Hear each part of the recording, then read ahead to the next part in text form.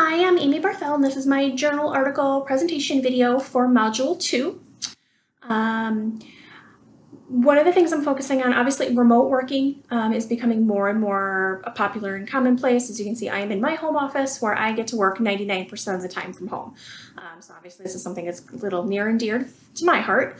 What I'm focusing on, however, is what is being done to address the issues of how a manager takes traditional leadership goals and methods and translates them into the unique challenges inherent in a remote workforce. And I did take the training and development class, so I am going to create a training. Actually, specifically, I reached out to my HR department for my current employer and asking them what gaps in trainings they had, and they actually, without being prompted, even though I had kind of wanted to do this anyway, had specifically asked me for a training program for managers of remote workers. So it just kind of all fell into place.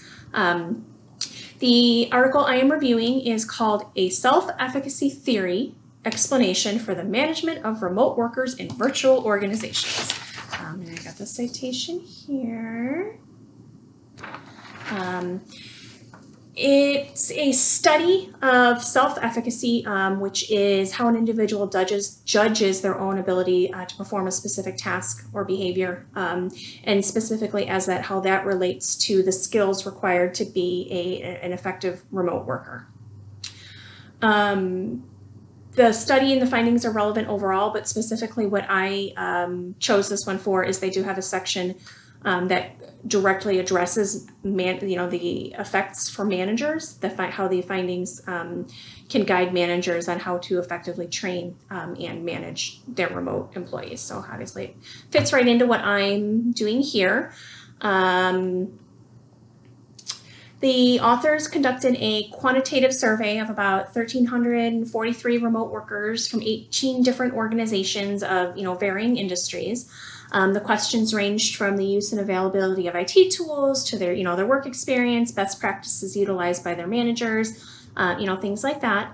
The data did end up showing a direct link between self-efficacy and factors that directly affect work performance, ability to cope with stress, ability to effectively complete their jobs, their productiveness, their effectiveness as remote workers. But they did also conclude that these are all things that can be taught by managers. So they directly lead to self-efficacy, which in turn are things that can be taught by a manager and for a remote worker.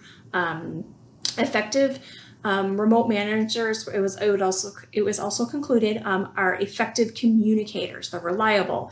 They manage their time very well. They're efficient, and these are things that they need to focus on to teach their workforce in order to be effective remote workers.